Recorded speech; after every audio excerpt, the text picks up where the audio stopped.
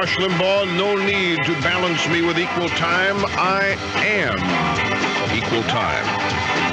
And we go back to the phones to Buffalo and Ann. Okay, Ann, we have a little more time here, so you can now educate me on OBE. Okay. First of all, when you talk about OBE, whenever they say 2 + 2 = 5, that is ridiculous. I agree with you. Not all districts use OBE in that way. So I wanted to make sure ours didn't too. So I looked into it, and I found that the main focus is on academics. And the theory behind it, the principle behind it, is basically success breeds success. And if you have a child and he feels successful, he gets more self-confident, and then he'll do better in the future. It's based on the principle that... Whoa. I think I heard some buzzwords there. Say that to me again. Success breeds success. Yeah. If we have a child that's failing, yeah, and then move on to the next chapter, right, how will he be able to understand the next chapter if he hasn't understood or mastered the previous one? He won't. I mean, nobody's suggesting that. That's right. So OBE says, wait a second. It says, we need to test the children. Okay, we need to teach them information, test them. Yep. And then the kids that don't do well, let's say you want to say everyone needs to get a B or 80% accuracy. Right. They take the children, and then they intervene. They use remediation. And they pinpoint the children that have problems. They locate the area of difficulty, and then they help that child out until he can master it. Now, wait. No, that cannot be what outcome-based education is. Oh, yes, it is. Well, but no, that's the way I was taught. And outcome-based education is supposedly is massive change. That's no change. Well, that's what it is. Then we have a communication problem, because as OBE has been explained to me by some who believe in it, and as I have read about it in various publications, you have not described OBE to me.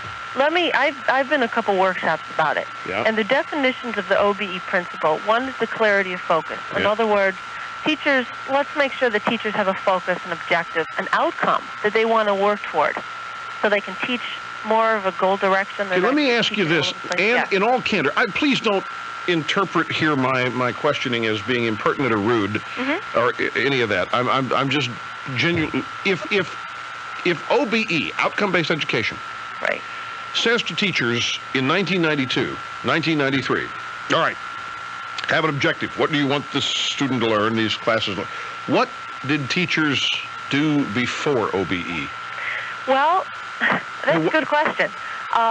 Some teachers, they might just have a general curriculum to follow, but now with OBE, we're making them say, look, let's go step by step. Let's be more specific. What I'm hearing is that up until OBE came along, that no teacher really cared what anybody was learning. I'm going to teach social sciences today. Here's what I'm going to do. Here's the textbook. Here's the test, and I'm going to go home tonight. Well, it forces teachers to, I think, to be more structured. And it really forces a lot more accountability on them too, because it makes them be more accountable. The children learn at different rates. Yes, always have. That's why when I was in school, they called it tracks. Right. You had I was in track 1, track 2, track 3, and heaven forbid if you should find out what track you're in. Yes. But I always knew because my counselor loved me. I always knew, yes, I knew what track I was in. I was always in the fast track, even though I got rotten grades. My dad was a lawyer. He had a lot of power. Oh, I see. I'm just kidding. I'm just kidding. You can't say that stuff without people. Now they're going to do an investigation into that. They'll go get the school records. That's how I got in trouble with this stupid draft. But no, we had tracks. And what I'm in what you're saying, look, my teachers, I'll never forget some of the teachers I had. I had an English literature teacher whose doctoral thesis at UCLA or USC, one of the two, was on the 4,000 or 1,000, whatever it is, minor characters of Shakespeare. This was a woman who was committed to teaching us, and she had an objective, and her name was Aline Sadler. And she had spelled out exactly what we were going to learn. And most of the teachers that I had the same thing. There was a pattern, there was a structure, There were objectives, and they were not only they didn't. It was not just up to them. I mean, but there was a curriculum they had to teach. There were certain performance standards everybody had to meet. And when I hear you talk, it sounds to me like somebody has just discovered what teaching's all about, as though it was not going on up until outcome-based education was invented. Well, I think they're going back to what sounds, from what you're describing, they're going back to what you experienced, but now they've put a fancy name to it, and people are making money off doing workshops. Well, except here's the difference, and again, this is now. I will allow, of course, that I'm going to hear there may be a whole bunch of different methods of employing OBE. There probably are. But the way it's been presented to me is a way that I sadly can believe, because I see too much in education today, and I listen to too many people who are responsible for raising children and teaching children. I hear too much that convinces me that this is more common than it is uncommon, and that is that the objective is not on learning, but rather on not hurting the student's feelings. The objective is on equality and sameness of result, not on pursuing excellence and getting the most out of people.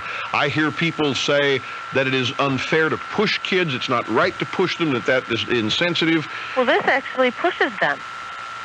The principles is, have a focus. Provide support for the kids. If let's say you have a slow learner, he might need things repeated a couple times. So provide that for him. Maybe he learns better visually. So give him some visual manipulatives. The third is high expectations and standards. Expect all your students that all of them can learn, and then make sure that these teachers, they're goal directed.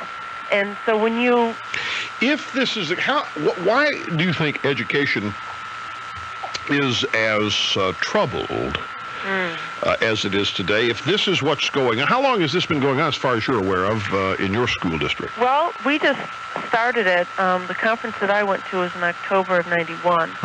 And I went to a couple conferences, and I heard the superintendent speak about it, and he went through all his philosophies. Did you say at the beginning of this call that you've read my book? Yes, I have. Did you read the chapter on multiculturalism? Yes, I did. Now, there is an example to me of what's wrong with the public school system today. Yes. Would you agree with me? Well, partly. I think it goes deeper than that, though. In fact, when I looked into it, I wanted to make sure we're not teaching multiculturalism. So I approached the assistant principal, who's a huge fan of yours, and knew you before I knew you. And I told him my concern. He said, no, Ann. He said, we're looking at the academic goals, and then I also happen to have the outcomes that the district wants from our students. It includes, responsibility for their own learning, effective communicators, critical thinkers, being involved citizens, etc.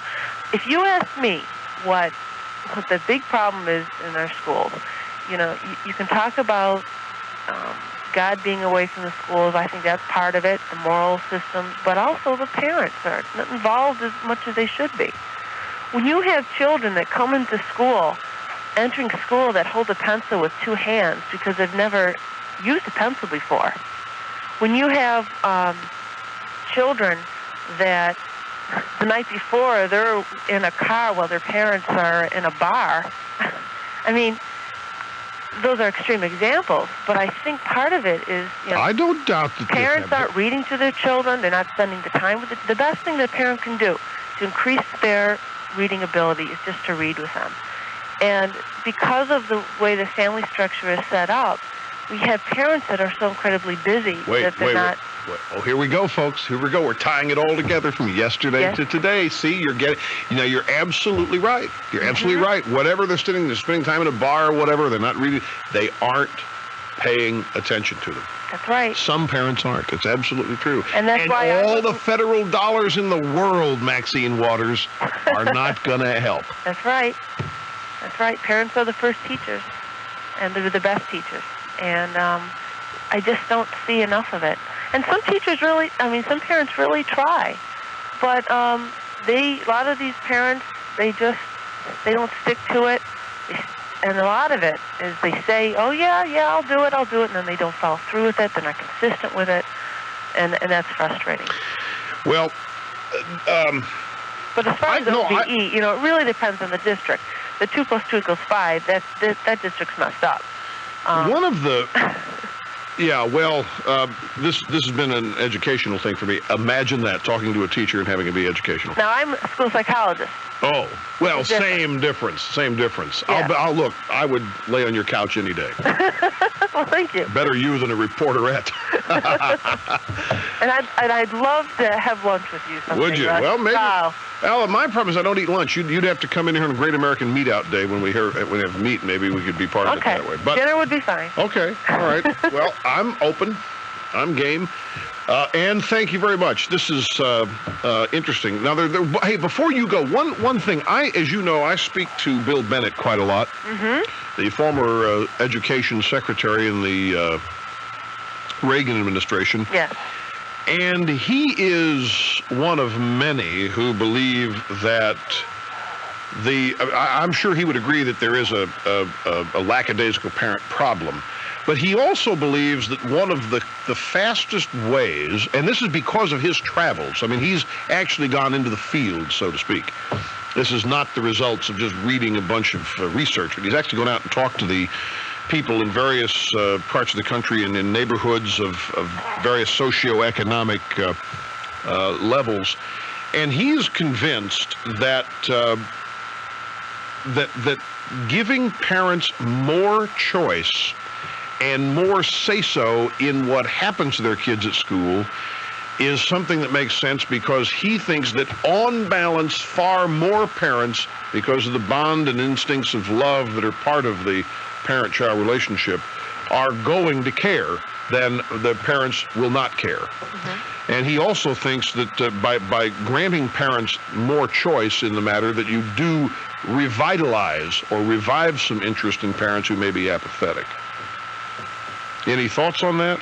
Well, that's possible. I think that choice is a great idea because it forces every school to compete. And when you compete, you're going to increase your quality. Imagine that. Imagine that. Competition improves quality? No. Go figure. You obviously didn't learn that from the Clinton administration. No, I didn't. You know, part of the problem is, I mean, teachers are tenured, and in one sense it's a good idea, but in another sense, there are teachers that get so much into a rut, they're not willing to try other things. Yeah.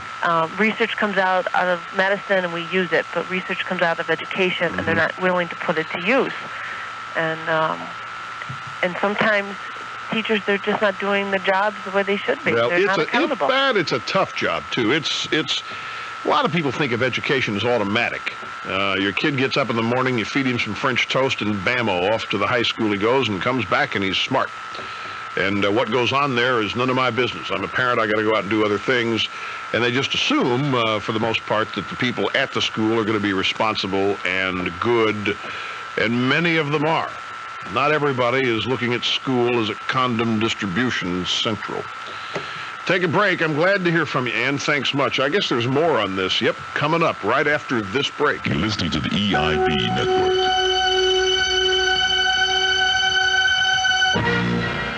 The press tells us AIDS is spreading rapidly and that everyone in America is at risk. And AIDS activists say we must spend billions to find a cure. But are you getting the truth about AIDS, or the biggest medical lie in history? Now, the American Spectator reveals why the heterosexual AIDS explosion never happened and never will. How gay activists use political pressure to block early efforts to screen the blood supply and slow the spread of the infection. How the billions spent on AIDS threaten research on cancer and heart disease, which kill far more people.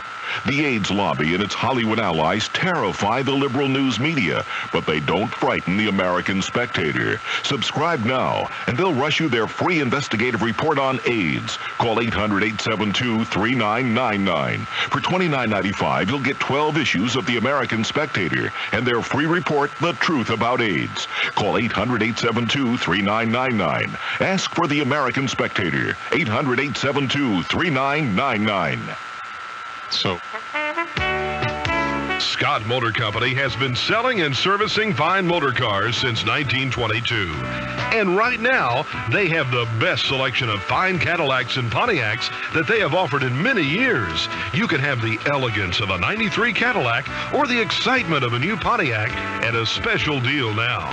Scott offers rebates up to $2,500 or 4.9% APR financing. Get all the details at Scott Motor Company on the Highway 70 bypass across from the Holiday Inn. While there, see the 93 all-new Fleetwood Cadillac rear-wheel drive. Learn about the safety of a Cadillac, the performance of a Cadillac, especially the North Star system. A motor so dependable that the first tune-up is recommended at 100,000 miles. In that large selection of motor vehicles, you'll see a large selection of minivans, too.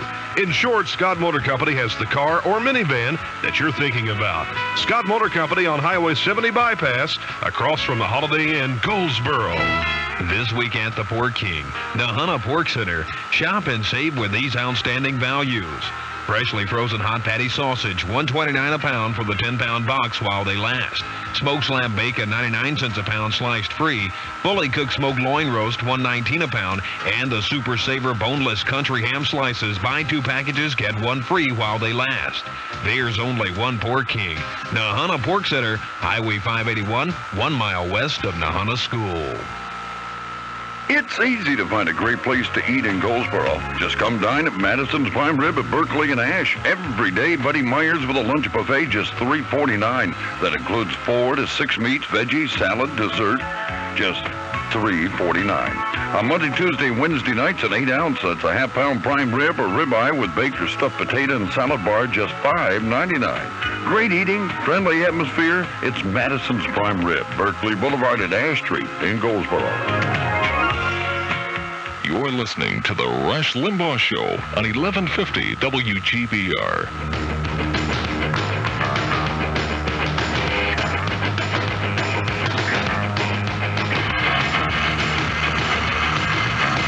We have another call about outcome-based education. This is important to people. Jill in Redmond, Washington. Hi. Hi, Brush. How are you? Fine, thanks. Thanks for taking my call. It's my pleasure. I have a different opinion than some of your callers of the outcome-based education. We're involved with it here in our school district, and my particular situation is I'm not an educator. I'm just a parent, and my daughter is an average achiever, and it doesn't seem to be working for her. As a matter of fact... Well, now, wait, when you say average achiever... Oh, you mean outcome-based education isn't working for her? Right. Oh, okay. Outcome-based education. I don't think it's pushing her enough. It's been my experience in our district that it tends to... it just accepts whatever she is and says, oh, well, right, poor whatever, and we're doing our best. That's right. And then she received a lot of mastery. We just got our report cards not too long ago, and she received many masteries in areas that I know for a fact that she needs extra work on. Apparently, there's a range of mastery. For instance, if it was a grading thing, it would be C, B, or A, and you've mastered it. And they couldn't tell me whether she was a low mastery or a high mastery. It's just mastery. And in other words, it's entirely possible that she could go down by the next report card. That's the thing. I wouldn't know it. I wouldn't even know it. I think for this outcome-based education, and this is not to humiliate our previous caller, the lovely and gracious Ann from Buffalo, but the way I hear this described by more and more people is that it simply, it defines standards in a much lower way to accommodate more people. The lower achievers. Mm-hmm. And in our district, it seems to focus on them and on the behavior problem children. And children like my child, and I've heard from some other parents that have high achiever children, that it's just not spending the time, it's not giving them the individual attention that they need, and they are getting very frustrated because they're not getting the attention that they need. And it seems that if they get to the mastery level, then they're no longer focused on them. See, this is my whole problem with liberalism, and I think this outcome-based education is outcome of liberalism. And you're right. And what liberalism does, folks, is it rather than say in an economic sense, rather than try to take the lower rung of the socioeconomic groups in the country and elevate them, no, we take the upper rungs and lower them and say we're going to make things fair that way. They kind of spread the misery around and call it equality rather than try to make those who are less achievers or underachievers, try to inspire them to go. And it's that way throughout liberalism, no matter where you go, because liberalism is founded in guilt, and the guilt derives in large part from achievement. It's unfair I should have more. It's unfair I should be better. It's unfair I should get more done. It's unfair so to assuage the guilt, many liberals do not take away from themselves, but they take away from others on the guise of compassion. And I think from everything I've heard about outcome-based education, it sounds like it's just another little small subset of liberalism. Now, Jill, I want to ask you some more questions about what you're doing to counter it, if you can hold on. Sure. Great. Back in a moment. You're listening to the EIB Network.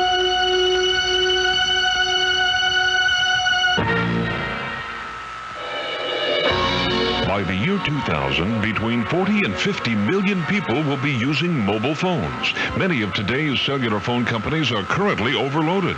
You can now own a part of the third cellular phone company in one of the country's fastest growing cities. Call Digital Mobile Radio now at 1-800-289-1001 for the free information kit on how you can get in on the ground floor of the third cellular system. Digital Mobile Radio will be less expensive to use than your current cellular phone company and have added benefits like faxing and paging. Imagine owning a digital mobile radio system in a major city, making money every time someone uses their mobile phone. If you have $8,000 or more, call now, 1-800-289-1001. Here is your opportunity to own a part of a digital mobile radio company. This is truly a ground floor opportunity. Call 1-800-289-1001 for the free kit. That's 1-800-289-1001.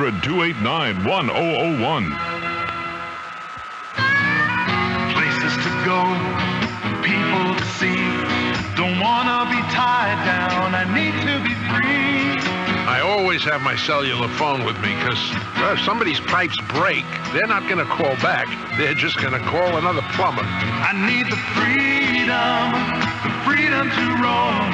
Just hand me my Centel cellular phone.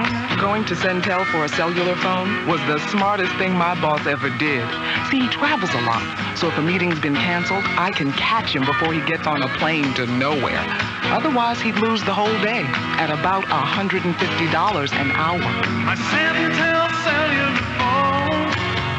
What makes a Centel cellular phone? Centel's cellular service. It's the only way to get cellular freedom. Experience it yourself. Call 1-800-788-2260. I need the freedom to roam. Just hand me my Centel cellular phone. My Centel cellular phone. A reminder from Castleberry Oil Company about this weekend's Daffodil Festival. It's in Fremont from 10 to 4, and there's going to be a lot of arts and crafts, entertainment shows, food, and just a lot of good old-fashioned fun for the entire family. At noon, Southern Express will entertain. At 1 o'clock, the Embers. And Castleberry Oil Company will have a display on Main Street in Fremont Saturday where you could win a deluxe outdoor gas fish cooker. Castleberry Oil Company invites you to welcome the arrival of spring at the Daffodil Festival at Fremont, Saturday from 10 till 4. Join the great Easter egg hunt at Barnes Jewelers. Choose an item, pick an Easter egg, save 20 to 100% off the item you select at Barnes Jewelers.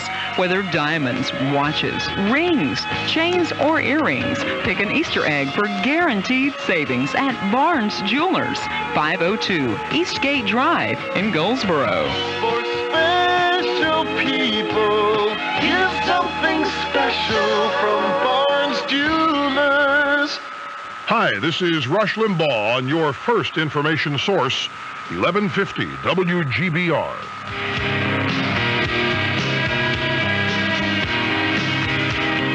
Talking about education, back to Jill in Redmond, Washington. So the school doesn't push your daughter enough for you. How old is she? She's 8.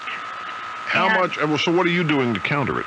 Well, frankly, what we're doing is the biggest frustration we have is her lack of self-esteem within the classroom. So what we've tried to do is get her involved in other extracurricular activities that she enjoys and that she can excel in, to give her that feeling that she is worth something.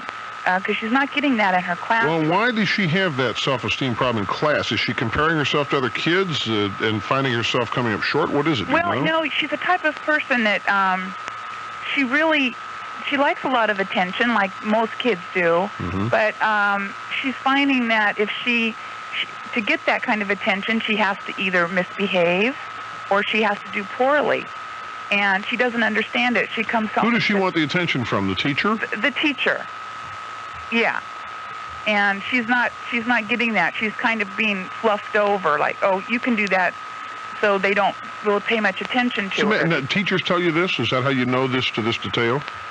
Well, they told me that, not in those words, Yeah. but they did tell me at conferences that, yes, they don't need to spend time with her because she's so-called mastered this. But I happen to know that there are certain areas that I wouldn't consider it mastery.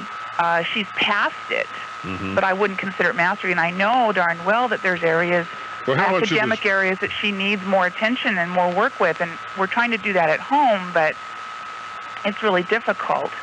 Well, how much of the self-esteem problem do you think is just natural peer pressure being a child? And it is. A lot of it is natural. But the point is, it's making it even worse because she feels that she doesn't say this to me, but I can tell she's feeling like she's falling through the cracks, that she's not. Well, I think you're doing the right thing. I think if you can target things at home or wherever that she can excel at, whatever it is, get her used to doing something where she does very well, and then have her continue to focus on that. Sounds like that you're on the right track, not being a pro at these kinds of things, but it sounds like you're doing the right thing. I'm really glad I had a chance to talk to you, Jill. Best of luck to you, and thanks for taking the time to call.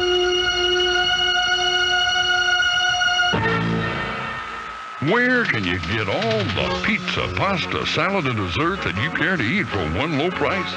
The Village Inn Pizza Parlor on Berkeley Boulevard, Goldsboro. The Village Inn announces its Monday and Tuesday night manager special. Monday and Tuesday nights only. The all-you-can-eat buffet. It's only $3.39. Every Monday and Tuesday night from 4:30 to 8 o'clock, the buffet is bargain priced at only $3.39. And it's only at one place. The Village Inn Pizza Parlor, 503 North Berkeley Boulevard, Goldsboro, where pizza is always in good taste. Starting at 8 a.m. Saturday, you're invited to make your own sale at Sears. Just take 10% off everything in the store. Everything. That means an extra 10% off items that are already on sale. An extra 10% off something for everyone in every department, where you'll find much more going on than a sale. Say for yourself during Sears Make Your Own Sale. Saturday only. You can count on me. Sears Roebuck Company. Some exceptions apply. See store for details.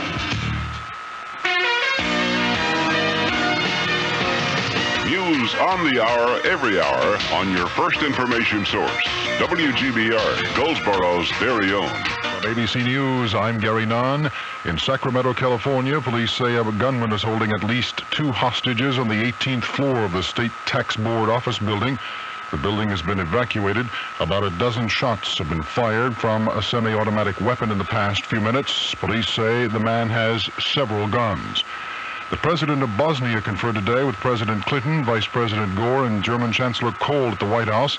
It was an unscheduled meeting. President Alija Izetbegovic talked with reporters after that meeting. I am convinced that we will have a no-fly zone maybe in 6 or 10 days.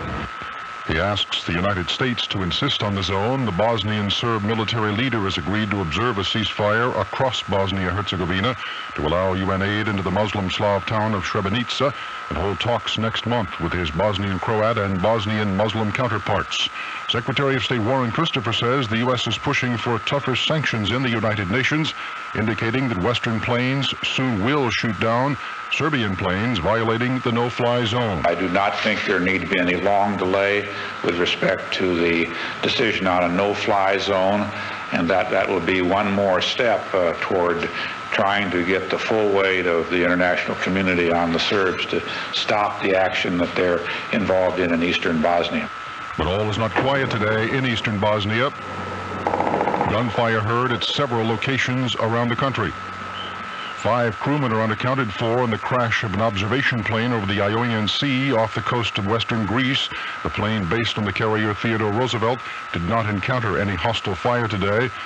The crew was monitoring relief drops in Bosnia. First, the overdue notices were sent. Now apologies are going out to some people who borrowed from the Hoover, Alabama library. More than 30 overdue books and videos found in a crack in the library wall today, thanks to a flaw in the outdoor book drop. You're listening to ABC News. Starting at 8 a.m. Saturday, you're invited to make your own sale at Sears. Just take 10% off everything in the store. Everything. That means an extra 10% off items that are already on sale. An extra 10% off something for everyone in every department, where you'll find much more going on than a sale. See for yourself during Sears Make Your Own Sale. Saturday only. You can count on me. Sears Roebuck & Company. Some exceptions apply. See store for details. The best in America. Radio Shack. Over the years, millions of people have relied on Radio Shack for calculators. Now through Sunday, get 25% off over 40 different models. Calculators for home, business, and school, 25% off. Desktop or pocket models, 25% off. Scientific, talking, and printing calculators, 25% off. Hurry, Radio Shack's huge calculator sale ends Sunday. The best in America. Radio Shack. Offer good at participating stores and dealers. The economy grew very slightly last year, more than 2%, pushed by a healthy jump during the fourth quarter thanks to a mostly hefty consumer spending spree. ABC's Tony Sargent reports on corporate profits last year. Government analysts have put out their first complete look at total profits of U.S. corporations in 1992. Profits posted their best gain in 4 years. It was thanks largely to more solid economic growth and better productivity. Commerce Secretary Ron Brown says the report confirms the administration's view that the beginnings of a meaningful recovery are at hand. Russian Vice President Alexander Rutskoy slammed the power structure in a strong speech today to the Congress of People's Deputies in Moscow. Then he changed gears and called for unity. Through a translator, we should not split the society for good guys and bad guys. We cannot live through another disaster. We should revive this country and its great people. Thank you. Rutskoy says he would have resigned long ago if he'd been appointed instead of elected. Brittany Yater's birthplace is noteworthy. The child was born last night, a few minutes after her grandmother drove to a toll booth in Hollywood, Florida, flipped the attendant a quarter and asked for an ambulance, and pulled the car to the side of the road. Mother and daughter expected to go home from the hospital later today. Wall Street, Dow Jones Industrials down 8.13 at 3453.19. Volume 151,800,000 shares. This is ABC News. Do you have a key for the door? Yes, of course I have a key here. I'm sure I have a key here. While you're looking, did you know that a key in Spanish means here? Now I do. And here it is, a key. National Dynamic Speed Tapes are fun, easy, and guaranteed to help you learn Spanish, French, German, Italian, Japanese, and many other languages. Just call 1-800-545-1985. 1-800-545-1985. What's that number again? Here it is. Aquí está. 1-800-545-1985. For the ABC Information Network, I'm Gary Nunn.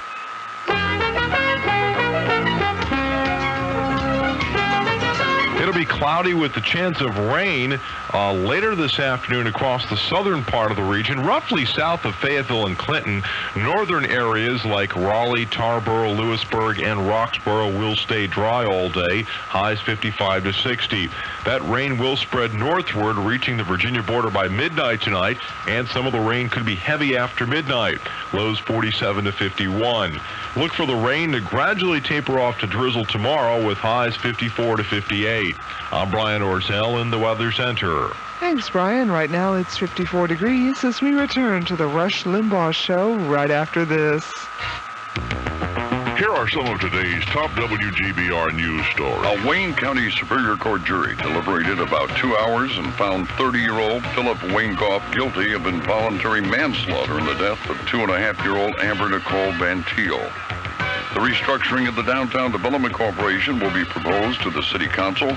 Village of Walnut Creek still hopes to enter zoning legislation this session of the General Assembly. For details on these stories and other late-breaking news of Goldsboro and Wayne County, stay tuned to Goldsboro's very own 1150 WGBR. 1150 WGBR, Eastern Carolina's home for The Rush Limbaugh Show.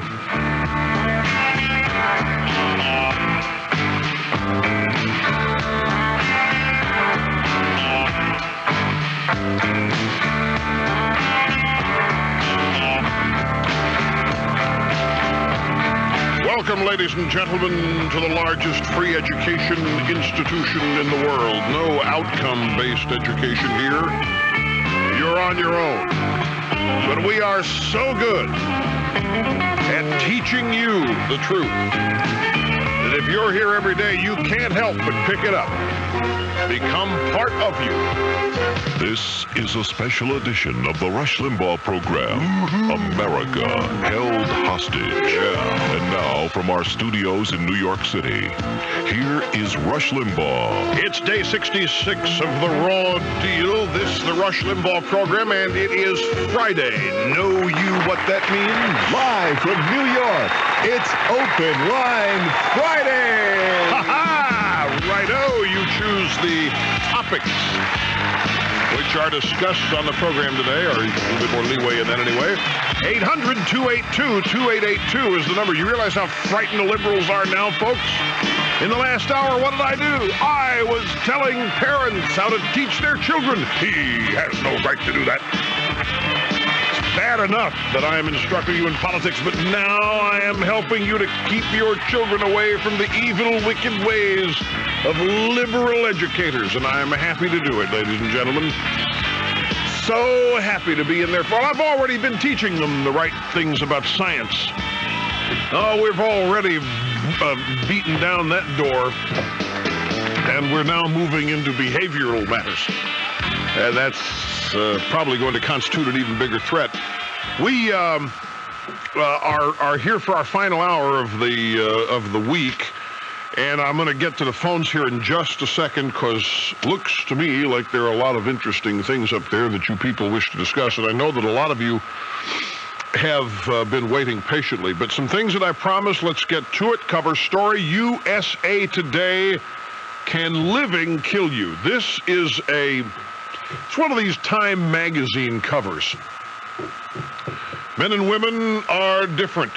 They may even be born that way, was a recent Time magazine cover, as was the recent discovery by some sociologists that love was not an evil creation of white Europeans to be exported around the world for whatever problems it caused, but rather love happens to be part and parcel of the natural state of humanity. And they were stunned. Here is how this story begins. There you are, sipping a diet soda, yakking on a cellular phone in an asbestos-insulated house under the shadow of high-voltage power lines, pondering the bald spot that predicts you're ripe for a heart attack. You start to worry. Living, it's been reported, can kill you. New findings and near constant warnings make it easy to believe these are very dangerous times indeed. We try to guarantee longevity by shunning underground parking lots, the World Trade Center, and subways. We panic over pesticides and cellular phones, ozone holes, and mercury fillings. We only panic because there are a bunch of panic mongers out there. A bunch of panic mongers and fear mongers, and we don't have enough independent thinkers. I am an independent thinker. I'm not worried about the ozone depletion because it isn't going on. I full well know, for example, that if we wanted to destroy all the ozone up there in the stratosphere, we couldn't. That's all you need to know. We cannot destroy it. And there's no conclusive proof that what they say does destroy it, CFCs, chlorofluorocarbons, actually do destroy it. They don't. And this gets right to all of that we have been discussing in earnest the past couple of weeks, and that is what's good about America. What does that mean? What's positive? Why shouldn't you try to be happy like as we are on this show? Shouldn't you try to go through life with good cheer? Hang on just a second. Yeah, hello. The phone. Hello. Yes, the Rush Limbaugh. Who's this? Okay, Kevin. Some broadcast engineer called the wrong number.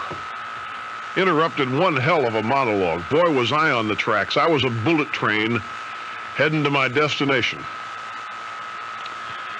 Oh, well. But seriously, we try to find the positive things on this show, but they're being funny with this story, but they also have a point to make.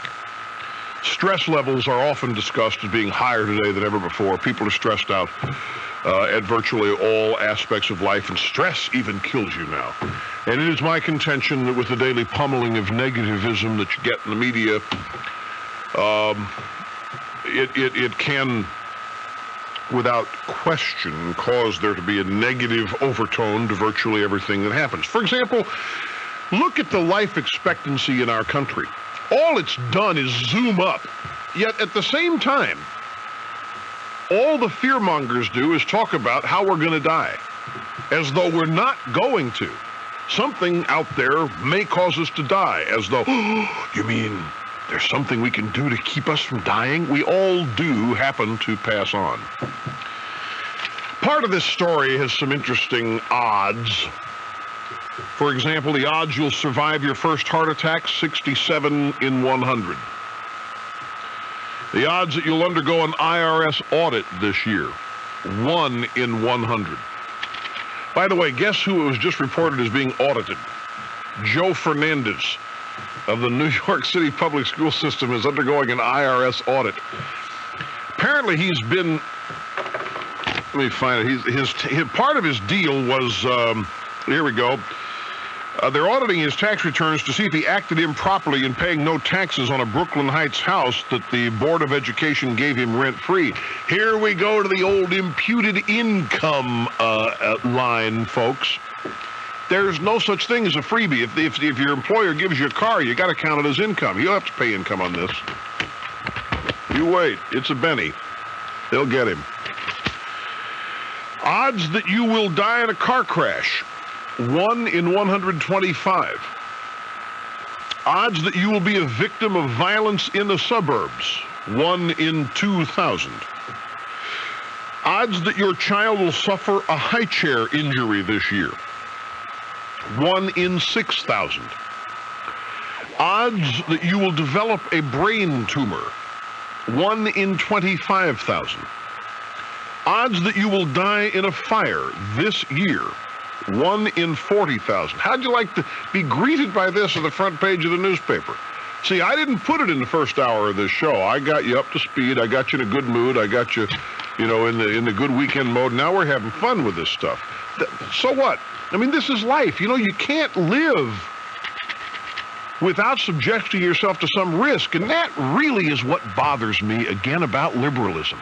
Don't take any risk. You understand liberals have no appreciation for it? They have no respect for it? And especially when somebody takes a risk and it pays off, then they hate you. Then they want to punish you. Well, there's more here. Odds that you'll be hit by a baseball at a major league game, 1 in 300,000. I wonder what the odds are that you would catch the baseball before it hit you. Hey, there's a baseball coming here. Of course, now, let's not be unfair. There are some line shot foul balls that can be deadly. You got hit by one? What were you doing, kissing your wife? Oh, okay. You engineering the ball game. You got hit in the press box by a foul ball? That's even, I think the odds of that are even greater. Because the baseball's got to find that little hole up there in the press box. Odds that you will win the state lottery jackpot, 1 in 4 million. Odds that you'll be killed in an airline crash, 1 in 4,600,000. That's not very much. That means you got to fly 4,600,000 times yeah, you would have a lot of frequent flyer mileage if you did that. There's no question about it. All right. dying in bed? It doesn't say. It doesn't say. The odds that you'll die in your sleep, it doesn't say. Or you want some pleasant odds. I mean, if you're going to go, that's how you'd rather go?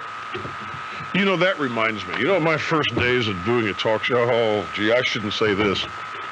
Because I used to be like they think I am now. Oh, I did.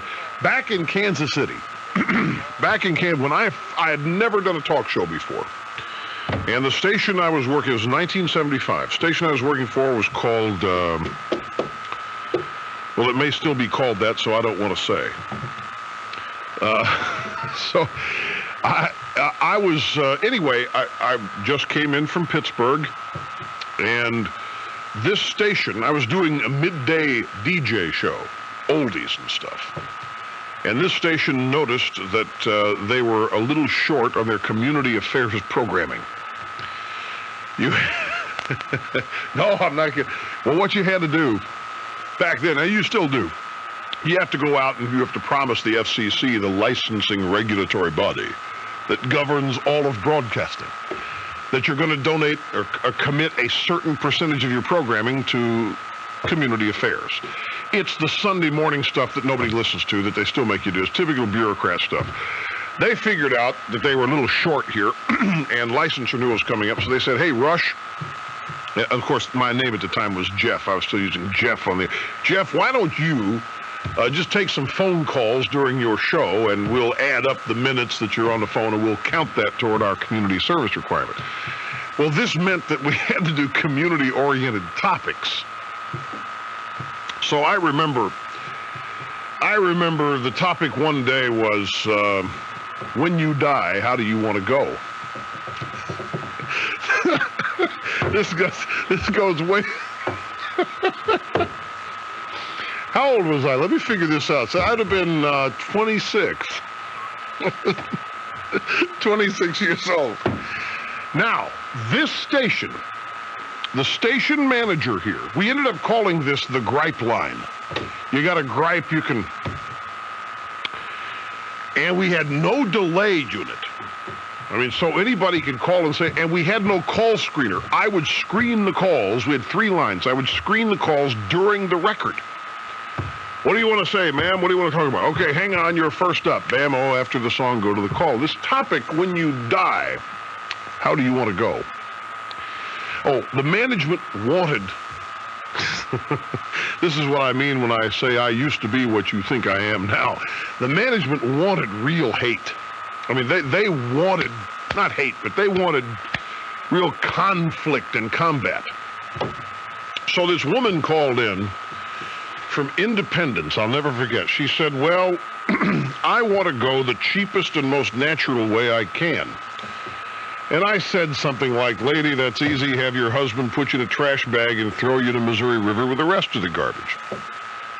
Well, everybody loved this, you know, and I hated doing this because I'd go home after talking to people this way, and I just felt horrible.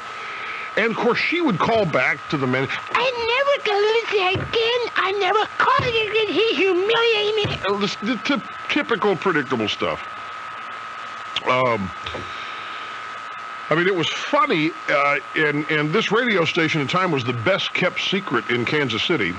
It didn't stay that way for long, but, of course, I was sealing my fate. I was never going to work at another radio station in that town after this kind of... There was one time, I can't say what really happened, but the topic one day was, what are you most afraid of in today's society? This is for community affairs requirement.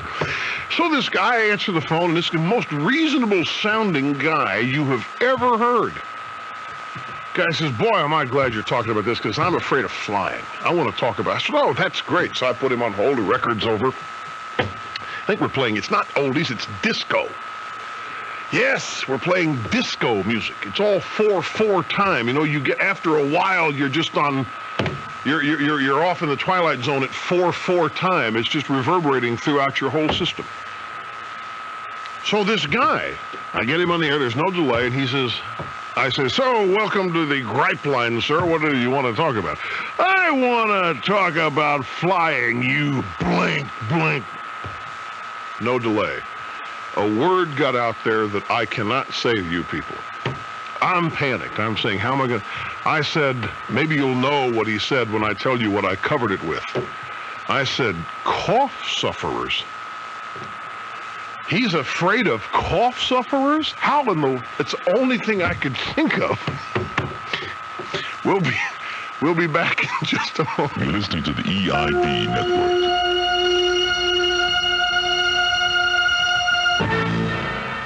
It's timely. It's informative. It's interesting. It's educational. It's enlightening. It is educational. Did I say educational? I said it's educational. It's all of these things and more. What? Oh, pray, you ask. Do I refer to? I refer to the Conservative Chronicle. As you know, a charter advertiser of the Rush Limbaugh program. You are conservative, even if you're not conservative, even if you're liberal and you want to know the heart of conservatism, that's the Conservative Chronicle, because every conservative newspaper columnist and thinker published in America today is published in compendium form every week in the Conservative Chronicle. This is it. This is the only source to find out what all of these brilliant thinkers think. Opinion based with fact is unstoppable when it comes from conservatives.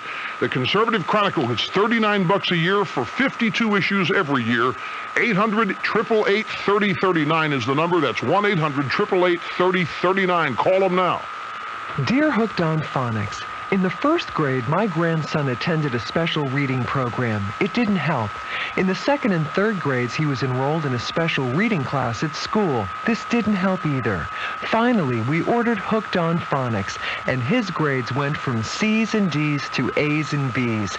Thanks to Hooked on Phonics, my grandson got the help he needed. Signed CS, Jamaica, New York. For Hooked on Phonics plus SRA Reading Laboratories, call 1-800-ABCDEFG.